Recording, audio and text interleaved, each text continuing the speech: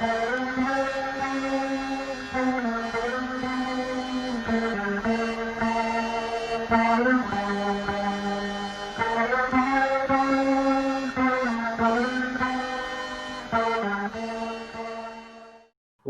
kalpatarubhyasya kripa sindhubhyevacha patitanam pavnebhyo vaishnavibhyo namo namaha.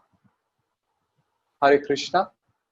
I'd like to welcome you all today for yet another enlightening discussion on the topic of Srila Prabhupada's books and their importance in our individual spiritual life, as well as its importance, the importance of reading Prabhupada's books daily and how it would impact International Society of Krishna Consciousness, ISKCON, overall.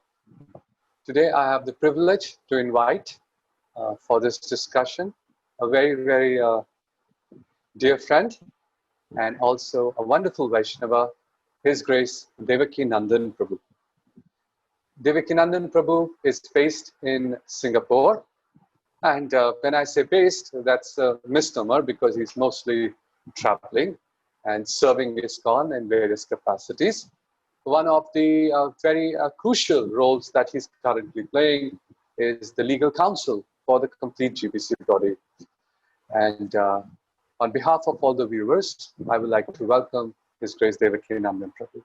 Hare Krishna, Prabhu. Thank you, Prabhu. Hare Krishna.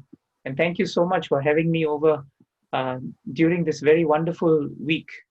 And I want to congratulate you and the Ministry of Education for coming up with what I think is a extremely invaluable immersion exercise into understanding the importance of Srila Prabhupada's books. Thank you very much, Prabhu. Well, Prabhupada said that there is book Bhagavat and there is person Bhagavat.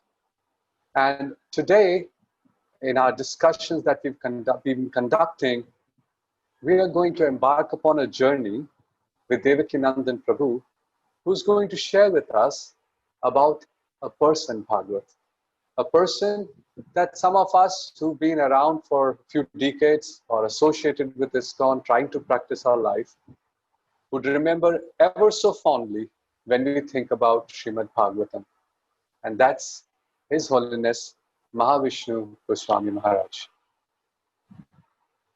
Over the talks that I've conducted so far, many a times, many a speakers have spoken about Maharaj being an inspiration in their lives to immerse themselves in Srimad Bhagavatam. And today, we have the honor of one of his dear disciples in the form of Devakinandan Prabhu, who's going to share with us his journey with Maharaj, with Srimad Bhagavatam, and possibly help us open up to our eyes the world that it was when Maharaj was present with the Srimad Bhagavatam in his life, and he continues to be present through his instructions, and how Maharaj inspired everyone around him. Devakinandan Prabhu, I'm grateful for this because how many more devotees are there that we could speak to explore the life of His Holiness Mahavishnu Goswami Maharaj, the person Bhagavat. Prabhu, please share with us, when was the first time you encountered Maharaj's presence and also the presence of Srimad Bhagavatam in your personal life? Thank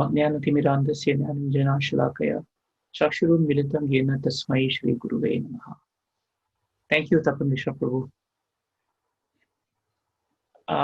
I had the good fortune of encountering Bhagavatam in 1983.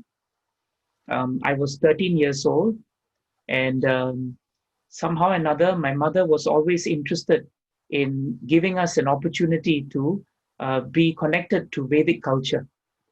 And she met a lady who actually had a catalog on Srila Prabhupada's books. And it turned out that she was one of the few book distributors in Singapore at that time.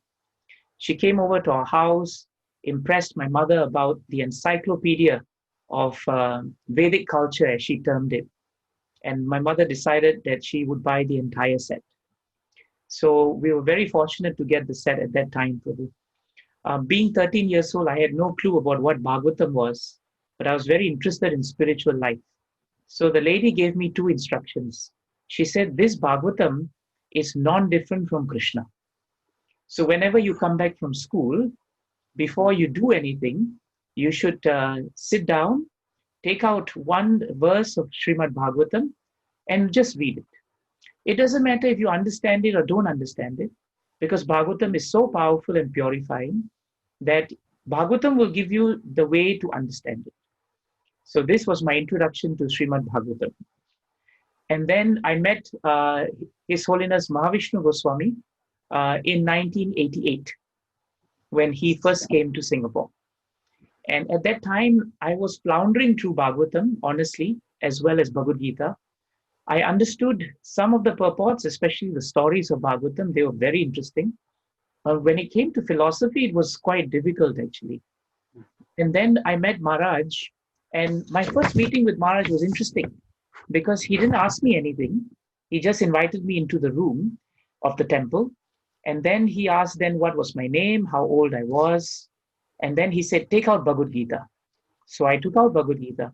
And he said, turn to chapter 10, text 8. And he said, this is the seed verse of Bhagavad Gita, one of the 4 seed verses. And he said, now read it. So I read the verse. He said, reading the verse is nice, but you should also understand what the verse is telling you. So you have to read the word-to-word transliteration also, because Prabhupada put his sweat and blood into it, not on terms of formality, but for the verse to come alive. Then, so I read that. And then he read to me, then he told me to read the English version of it, the English translation. And I read it. Then he said, see, Bhagavad Gita and Bhagavatam, Prabhupada has made it so simple for us. Aham sarvasya prabhavo mattaha sarvam pravartate iti matva bhajante mam buddha bhava samanvitaha. So he said, Prabhupada has translated it so nicely. First point we should understand, Krishna says he is the source of all spiritual material worlds. Number one. So I told myself, all right, that's simple. Then he said, because he is the source of all material and spiritual worlds, everything emanates from him. So you must understand that anything in the world, whether it is material or spiritual, it is coming from Krishna. You first must accept that. After you accept that, then what should you do? How should you act on it? So that's the 3rd and 4th lines of the Gita. So the first 2 lines, Krishna always establishes himself or his philosophy. In the 3rd and 4th line of the Gita, Krishna will always establish what you should do after you understand this philosophy. And then he told me, see, Krishna is so practical. After he has said what he does and how powerful he is, he then tells you that if you are wise, you will know how to engage in devotional service to Krishna. And how should you worship him? It must always come from the heart. So Maharaj concluded by saying, if you understand just this one verse, then the whole Krishna consciousness is within it. And the moment I heard that, Prabhu, I thought, now I think I'm beginning to have a glimpse of the beauty of Srila Prabhupada's books. That was 5 years into reading, and the very first meeting, it seems like it was a very personal, very one-to-one interaction was with Maharaj on that very first instance. Yes, it was, and Prabhu. And in these 5 years preceding that, you were continuing to read Bhagavatam? Well, I was trying to read it. I kept going at it because I remembered this lady's instruction. I had met some devotees in the temple, and they were encouraging me to read it also. But sometimes I found myself doing more services and studying less of Srila Prabhupada's books. And I thought that isn't right, because service doesn't become spiritual until we hear it from Srila Prabhupada. And so when Maharaj came and gave me this understanding of how we should approach the Gita and Srila Prabhupada, then I felt that there was a connection, and that the foundation of our spiritual life should actually commence with deep and serious, heartfelt study of Srila Prabhupada's books.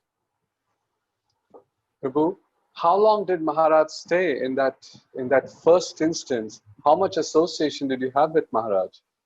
He was there for 2 weeks. in Singapore.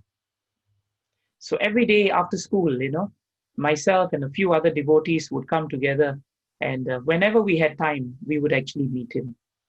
I left feeling, I felt that it was such a heart-to-heart transaction, because every time Maharaj spoke to me, he was not only interested in teaching me about Prabhupada's books, but he told me one other thing. He said that Bhagavatam is so alive, and Srila Prabhupada's books are so alive, that you should not separate them from your day-to-day life. If you're a student, then you must make Srila Prabhupada's books equally relevant in your student life also. If you separate them, then you will be a devotee when you come to temple and non-devotee when you're out of temple.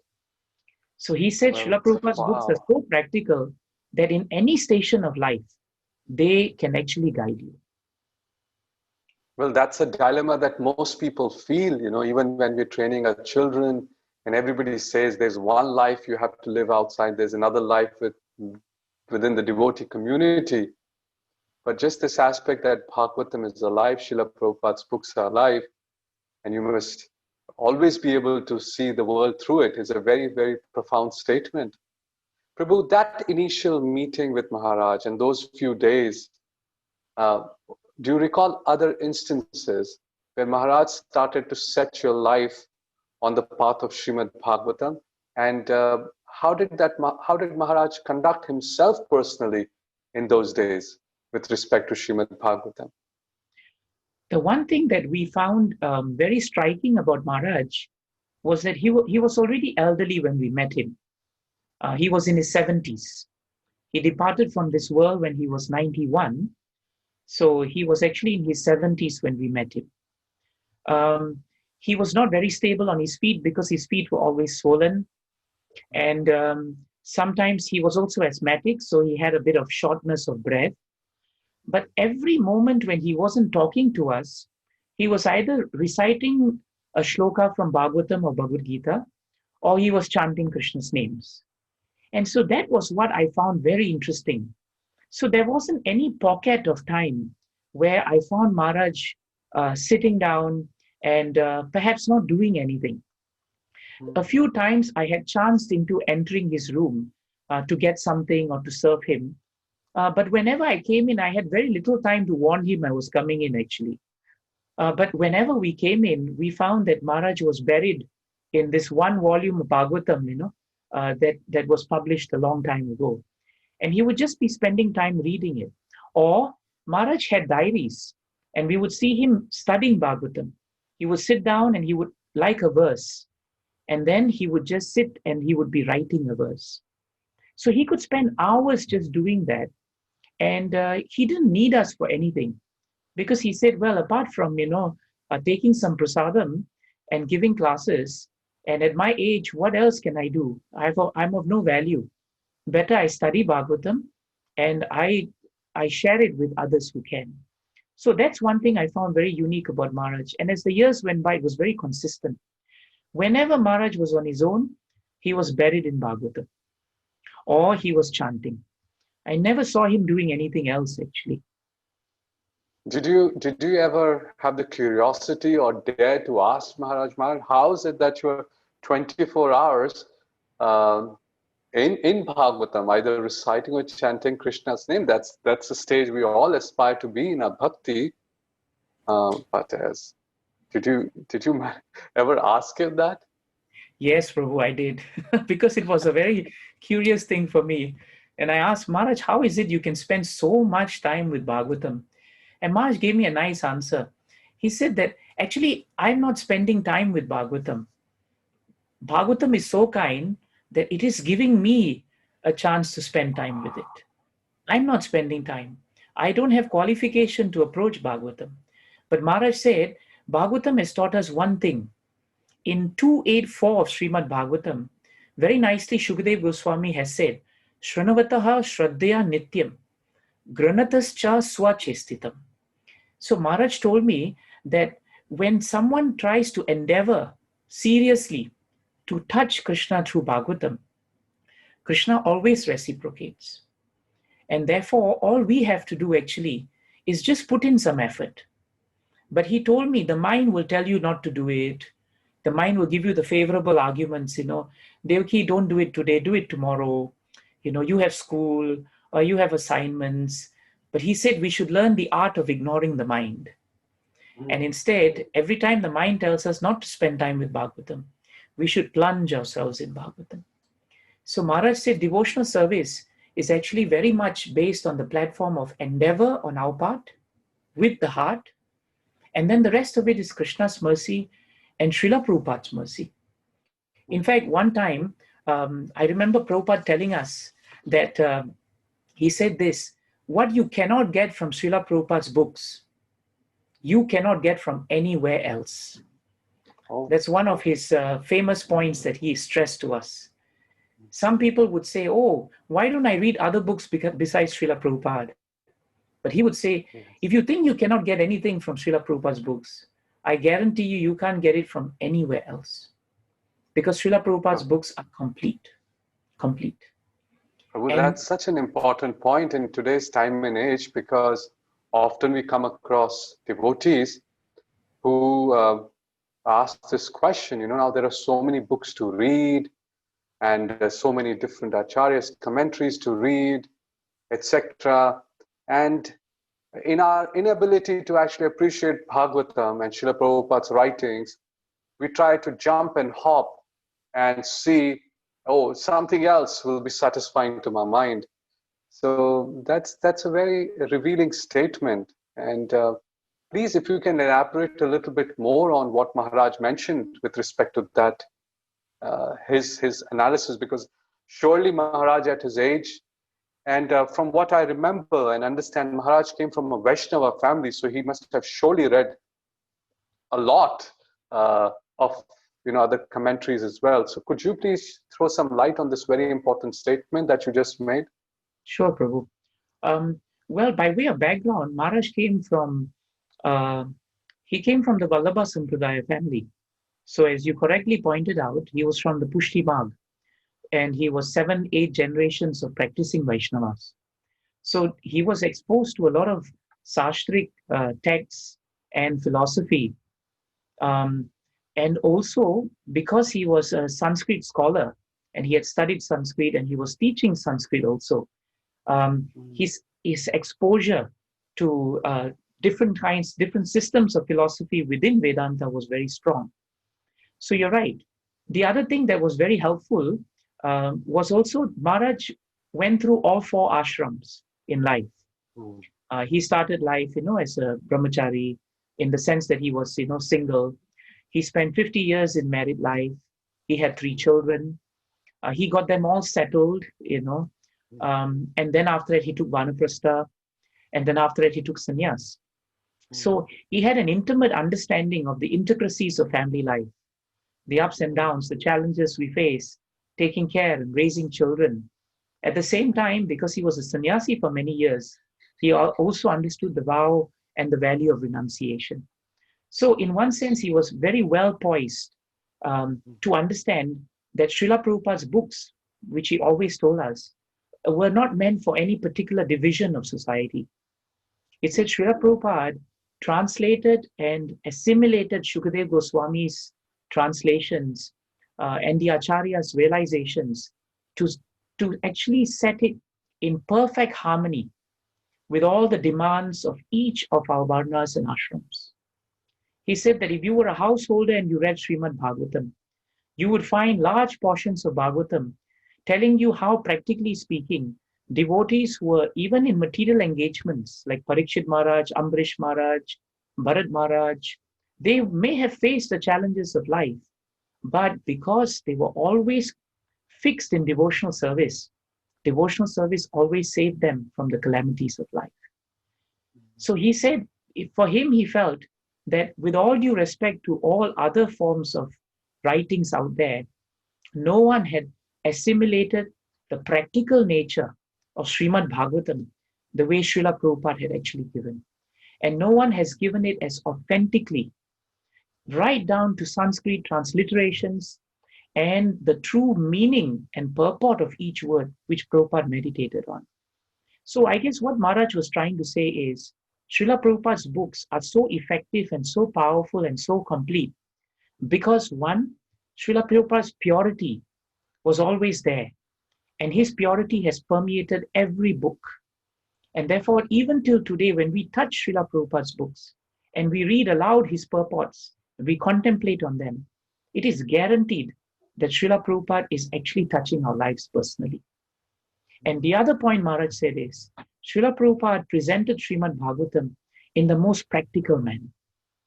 And when we read Srila Prabhupada's books, we find that there is not even a single problem in life that cannot be solved, that cannot be understood from a spiritual angle, yet practically, because Srila Prabhupada assimilated it by his own experience, and he then chewed it, and he has given it all to us. All we have to do, Maharaj said, is simply follow what he has given and have faith and seriously endeavor. Yes, Prabhu. Prabhu, you used the word practically. Srila Prabhupada has given for everything in our life. There's a practical solution. But does it not depend upon what we're really looking for? Because right at the beginning of Bhagavatam, it is mentioned it is only for those who are looking for Krishna. Because many a times we come across devotees who say that actually, I'm not finding it practical. I'm not able to fulfill what I want in life. And is it really meant for everything, Srimad Bhagavatam? Or the practical thing that's being talked about is the most important thing, which is to actually establish a love for Krishna?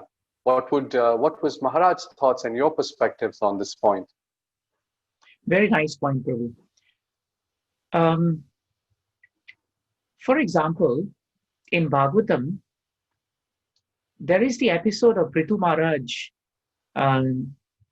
being obstructed to complete his 100th sacrifice by Indra. Yes.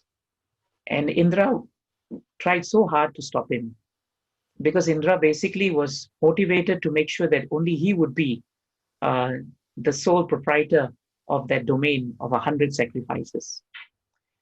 And then Prithu Maharaj was trying very hard to finish that one last sacrifice. And many times Indra came and in different disguises, he took away the sacrificial horse. In the end, Prithu Maharaj became so upset that he decided that he would have to take matters into his own hands. And he wanted to kill Indra. Then the priests said, you don't kill Indra because you're not supposed to do that. We can kill him with a syllable. And so the priest said they will do that. And then Brahma came and said, what are you doing? You are supposed to be the priest. And the object of the sacrifice is to please Krishna. Have you forgotten the goal of the sacrifice? And so Brahma turns to Prithu Maharaj. Yes. And Brahma tells him that, my dear Prithu, please understand one thing, that when we try to achieve something, and despite all our attempts at achieving it, when we don't get it, we should not become depressed, nor should we become dejected. Because these reversals should be seen as the plan of the Lord. And therefore, we should not lament. So actually, this is such a simple, basic point to understand. And it doesn't even take a pure devotee to understand it. On one level of spectrum, Prabhu, Srimad Bhagavatam is relished by the Paramahamsas. Yes. On the second spectrum, Srimad Bhagavatam is relished by the Vaishnavas, who aspire to serve the Paramahamsas. But Srimad Bhagavatam also teaches us how to live in a world where we are reaching for something as devotees or aspiring devotees, but then we find obstacles everywhere. Do we become discouraged? Do we move away from devotional service? Or do we understand what Lord Brahma said? That in this world, we should understand and see that it is Krishna's plan. And if Krishna has a separate plan, then we should align ourselves with that plan. Whenever we speak about these things, even to people who are not devotees, for example, they can understand that in their own personal lives, they have tried to endeavor for something very hard. But sometimes they get it, sometimes they don't. Bhagavatam offers a glimpse to understand that in life, no one can get exactly what they want. Why is that so? because there is a presence of someone more powerful. And even though someone may not be a devotee, but they can recognize in their own personal life that, yes, I've encountered this situation. And even though I may not believe in God, I can appreciate this statement from Brahma that you may try something very hard, but even then, despite all your endeavors, there may be reversals. And therefore, at that point of time, why to become dejected? Why to become downcast? We should try and see a higher arrangement to it. So when you look at it from that point, Prabhu, even if someone is not a pure devotee, even if someone may not be very devotional in nature, the practical aspect of how we encounter challenges of life becomes a very compelling notion for people to think about. And that's the Indeed, beauty of Prabhu. Bhagavatam. Indeed, indeed. Prabhu, you mentioned that when you met Maharaj in 1988, Maharaj was already advanced in age and was also having physical difficulties per se. Now, a lot of us are still, our bodies are all right. We rarely ever even think that we're going to become old. And one of the tribulations that described in Srimad Bhagavatam is old age, and throughout Prabhupada's writings. And we all would want to aspire to be in a peaceful state of mind when we encounter the difficulties of old age. Can you share with us from Maharaj's personal life some inspiring instances where, as he was above the platform of this body through his absorption in Srimad Bhagavatam, but how did he come across his absorption in Srimad Bhagavatam and him sort of isolating the tribulations of life? Is there something that you recount as an inspiration for others to read Srimad Bhagavatam every day that you can share with us? One thing that Maharaj, in the last 3 months before Maharaj departed from this world, he decided to go to Bhaktivedanta Hospital because there was a recurring problem of breathing. And at that time, Prabhu, when he arrived at the hospital, the doctors did a diagnosis and actually informed Maharaj that he is basically having this problem of oxygen not being retained in the lungs. We generally call it dying of natural causes, because it'll come to a point where his lungs just cannot retain the oxygen, and the saturation of oxygen would be so critical that he would have to pass away in that manner. So the doctors came and sat down with Maharaj and suggested to him that we have a few ways that we can try to handle this matter. And we can give you some strong drugs and medicines that may help you to get past this, for example. At that time, Maharaj turned to them and said that this body anyway is going to go, and I feel it myself that I don't have much time. That's why I checked into the hospital. But I didn't come to the hospital because I wanted your medication. The real medication is Bhagavatam. And Maharaj said, I came here to take Sadhu Sangha because Bhagavatam is also walking Bhagavatam, as you so correctly pointed out, Tapan Mishra Prabhu. And walking Bhagavatam is anyone here who's a devotee, who has some time, and who wants to sit down and read Bhagavatam with me. I want to hear. And I want the Sadhu Sangha of the devotees. And Maharaj had a transcendental sense of humor. He said, I also came to your hospital because I heard the prasadam here is very good. So he said, until I have some taste left, let me get some nice gulab jamuns. Let me get some nice prasadam. So he said, the deities are here. The devotees are here. A whole day I can spend reading Bhagavatam.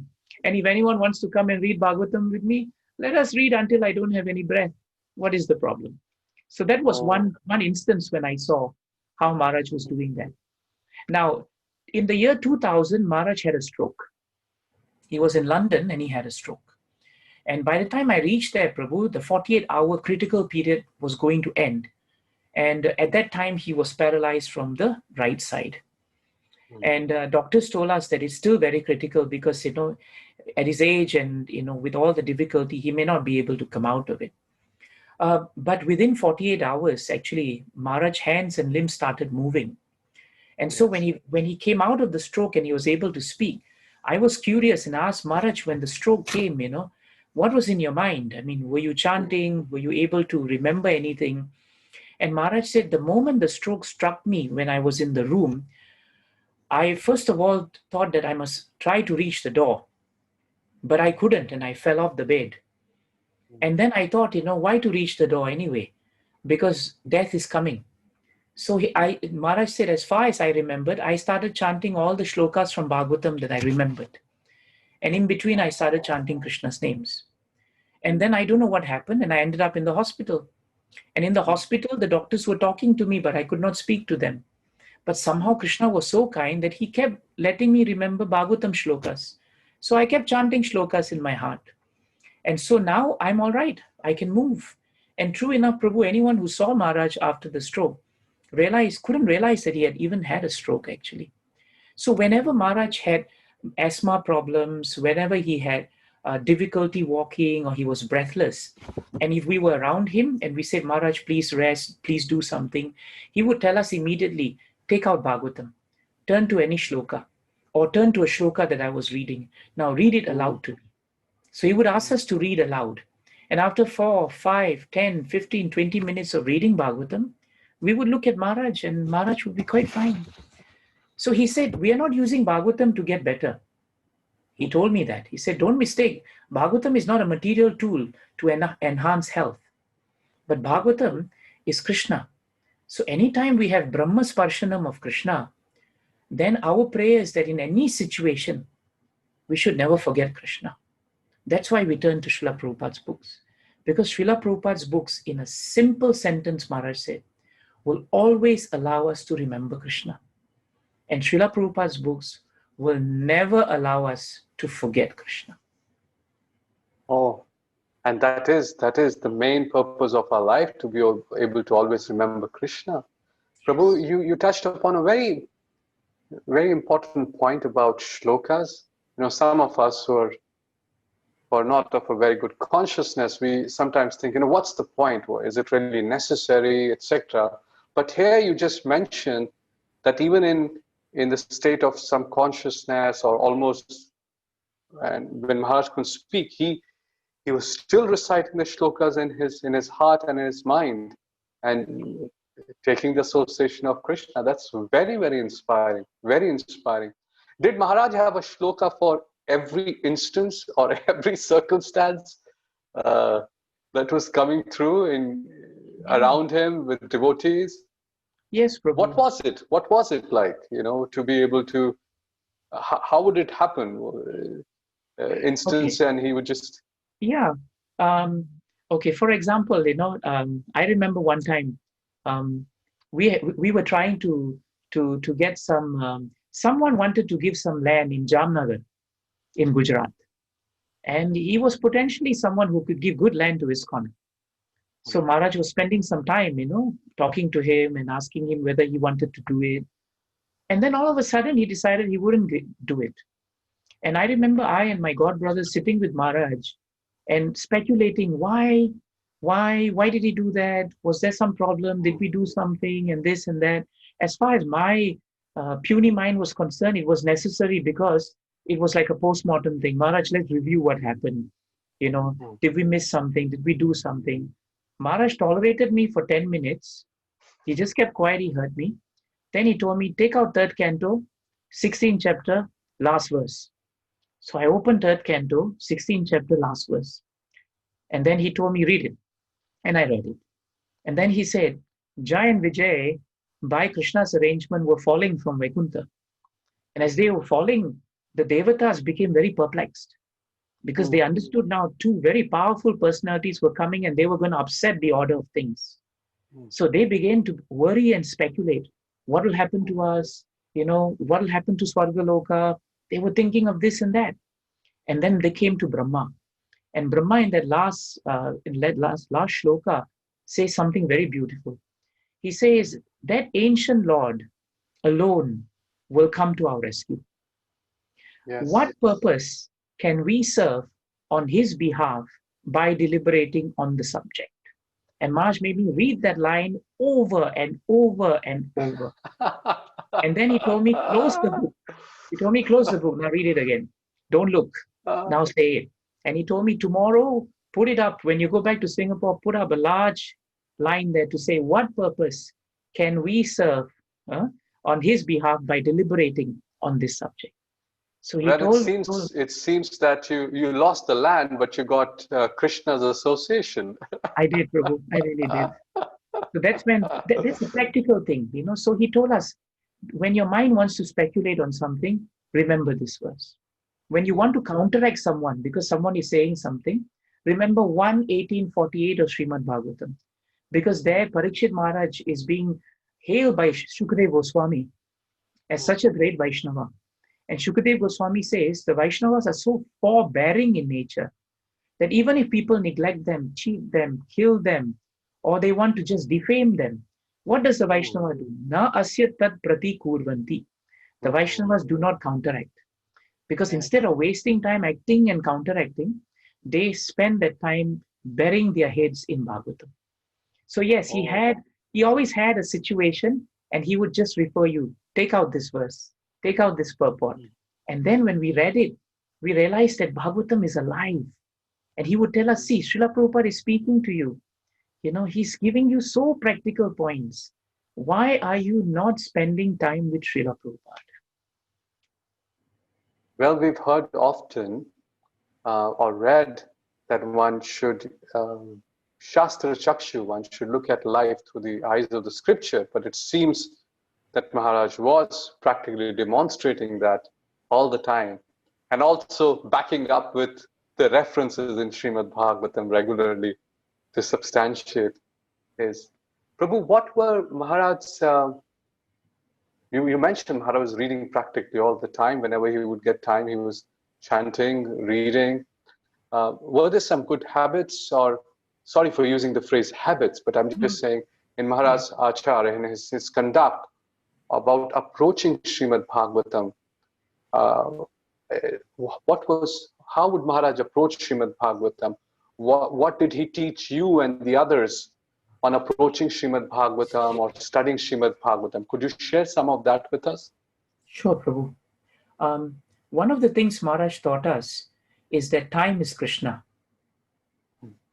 And because time is Krishna, if you create a desire in your heart and with determination, if you approach Bhagavatam, Bhagavatam will give you time. If you create time for Bhagavatam, Bhagavatam creates time for you. So that's the first thing he said. So he said it's very important that we should always create time for Bhagavatam. You just have to have a desire and show Krishna that you want to spend time with Bhagavatam. And Bhagavatam will create time for you because Krishna is time. Maharaj used to say very famously that if you really want to spend time with Krishna, then you must put aside time. Sleeping early is very important, Maharaj said. Waking up for Mangalarti is a must. He said there's a deep connection between waking up for Mangalarti and studying Srimad Bhagavatam. He said that when we wake up for Mangalarti, our first prayer is actually the prayer to the spiritual master. And the whole Bhagavatam is premised on Shukadeva Goswami's blessings because he is our spiritual master. Parikshit Maharaj was so qualified, Maharaj told us, that actually he understood the purport of Bhagavatam. And yet he sat down at the lotus feet of Shukadeva Goswami because he realized there's no better way of receiving Bhagavatam than to receive it from the bona fide spiritual master. So that's why Maharaj said that Mangalarti we should never miss. And if we start the day with Mangalarti, we invoke the blessings of our spiritual master. Our spiritual masters will actually give us the blessing to be able to come to Srimad Bhagavatam. On our puny endeavors, it's very difficult for us to do that. So Maharaj wanted time management to be very important. And we saw in his own life, time management was something he was very careful. He did not linger over anything, Prabhu. And when he finished something, he would just move on. If you said 10:30, Maharaj would be there by 10:25. And if you said finish 11, Maharaj would finish by 11. So he didn't want to waste any time actually. So that was one aspect of him. And the other aspect that he wanted was we should all simplify our existence. He said, if you don't need so many things, then you should reduce your paraphernalia. Because too much time is spent in our life sustaining paraphernalia that we don't need actually. And that is why our minds are all over the places. So the more simple your lifestyle is, the less you have, only keep with that which is needed. Then you will free yourself again to study Krishna's books in the form of Bhagavatam. So these two things were very important for him. Time as well as simplifying our existence. Yes, Prabhu. Yes. And Prabhu, were there some tips, specific tips that Maharaj gave in terms of memorizing Srimad Bhagavatam or, going through Srimad Bhagavatam systematically when he would sit down with all of you that you could share with us? Yes, Prabhu. I think Maharaj inculcated in all of us a very systematic way of studying Bhagavatam. He said we should read Srimad Bhagavatam cover to cover. In fact, he said every Srila Prabhupada's book should be read cover to cover. And sometimes he took it literally. Yes, sometimes he took it literally. When he told me cover to cover and I opened the book and I missed the preface, he said, you haven't read the preface. So he meant cover to cover. He meant everything. So he said, you have to read cover to cover because that means you are respecting Srila Prabhupada. Prabhupada gave everything and it's complete. Don't take bits and pieces of it. So we were all told to study Srimad Bhagavatam, Bhagavad Gita, Chaitanya Charitamrita systematically. Taking the example of Bhagavatam, we would start reading from the first canto, introduction, first canto. And Maharaj insisted that we should all have a diary or a notebook, which would be actually a running notebook. So every day in the morning after chanting, we should put aside at least half hour to 1 hour minimum. Because if we are working, then maybe half hour at the beginning. If you're not working, more time. But after nice chanting of rounds, you should sit down with your notebook and you should look at a verse. And Maharaj said, even the verse that you look at, start with translation. Start with the shloka, read it aloud, then look at the word-to-word transliteration. Maharaj said the word-to-word transliteration is actually very important. Prabhupada didn't do word-to-word transliteration for scholastic purposes.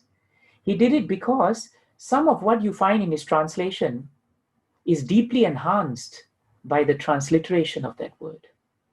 And so until you read both of them, you don't get the full flavor of what the verse is telling us. So he said, read shloka, word-to-word transliteration, study the translation then, and then read the purport. And Prabhupada said, note down at least 3 to 5 points from the purport and translation that touches your heart. That's one thing he kept always saying. It should touch your heart. Write something that you know in your heart will be perfect for your life experience, which inspires you. And Maharaj said every verse, every purport has something for everyone. So what you write may be different from what someone writes. But that is how Krishna speaks to you. So he said, keep writing and give some space. Because 1 year later, when you finish your back-to-back reading, when you come back and you start again, there will be more to write. There will be more realization. So that was one. There was a reading that was running, and there was a diary or a notebook that we had to keep writing. Then he said, you should keep a diary for shlokas. Because every time you read a verse, Prabhu, or a chapter, there will be one verse, Maharaj says, or 2 verses that you read and you just stop and say, Haribol, this is the verse. Yes. He said, that's the verse for you. That's Prabhupada telling you, take the verse. That's Krishna telling you it's your verse.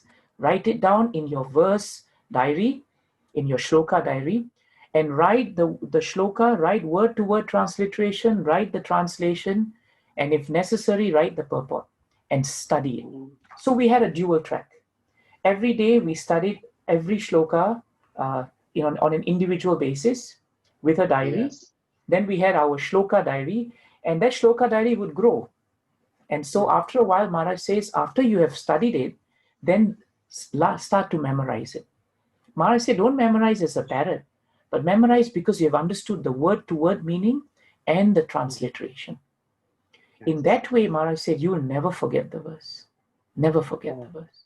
So in a nutshell, Prabhu, that's how he wanted us to do.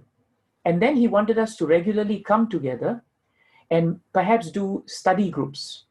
So we do deep reading of Srila Prabhupada's Bhagavatam, Bhagavad Gita. Maybe we take a certain set of prayers and we study the prayers. We facilitate, we discuss, yes, we share. So he said, between these two, you will get association of devotees, but you must also sit down and spend time alone with Prabhupada. And why, he said? Because one day when you die, you will be flying that airplane alone. You will be alone. And he quoted 1:15:50 purport. Because in the purport, Prabhupada says, when you're in the sky flying the plane, you're alone. So everyone must face death alone. But Prabhupada says in the purport that, but before you start flying, on the ground, you have your teachers, your pilot teachers, they all teach you. But in the end, you are going to fly that plane alone. So Maharaj said, in devotional service, there's a difference between being alone and being lonely. Being alone with Bhagavatam will never make you lonely.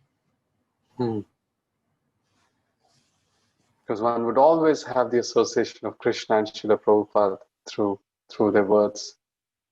So it was quite a meticulous system that Maharaj was, asking devotees to follow. And needless to say, Maharaj was doing it himself. When Maharaj was with all of you, would he also engage and be together in this group study and be together in the recitation? Is that how it would happen, Prabhu? Yes, so Prabhu. He was showing That's by the example. Yes, that's the aspect of Maharaj that we found very endearing. Maharaj told us that when you come to devotional service, first thing you must understand that it is intensely personal. Bhagavatam is very loving. Krishna is love personified. And Prabhupada gave a labor of love. So Maharaj said there's love everywhere when we come to Bhagavatam. So in our dealings also, Maharaj said, if you put Bhagavatam in the center, all your relationships become very nice. When Bhagavatam is not in the center, there will be dissension. Because then, as Kunti Mata says, there will be social intercourse instead of spiritual intercourse. So Maharaj showed that with us. It was very common for us to see him in Dwarka or Rajkot, and he would just be sitting with one devotee, and he would read with the devotee. Then if the devotee told him, Maharaj, I like this verse, he would turn to that verse, and Maharaj said, yeah, I like this, hold on, let me write it down in my notebook. Then Maharaj would tell the devotee, I like this verse. And then the devotee would look and say, Maharaj, I will write it down. Sometimes, Prabhu, we would call Maharaj. Maharaj had this system where he called devotees every day. He called his disciples every day. So what happens was Monday he would call Singapore, Tuesday Abu Dhabi, Wednesday India. And if you didn't call him after 1 week, sometimes he'll pick up the phone and say, are you all right? You haven't called. Is everything okay? So when he called, it was so nice because that was the opportunity for us. He would say, what are you reading? And I would say, Maharaj, I'm reading this verse and I found this verse very nice. Maharaj would say, hold on. Then you could hear him slowly going to his Bhagavatam, taking it. He said, which verse is it? Then he would look at the verse. And then after reading the verse, he'll ask me, what is your realization? And after I finished that, then we would get the nectarian benefit of hearing his realization. 15, 20 minutes, he would just speak on the verse. And then after that, with his humility, he would thank us. Oh, thank you for showing me this verse. It's so nice. And then for the whole week, Maharaj would only speak on that verse. And he would give credit to that devotee. Oh, he showed me this verse. But we all knew in our heart that he probably read this verse how many times. So he was very loving.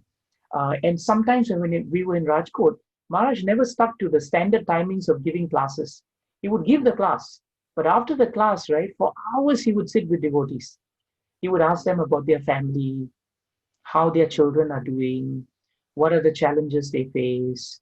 And if they had problems, whether it was marriage, whether it was, having a child, whether it was a job, eventually Maharaj would gently bring them back to how Bhagavatam would help us in this.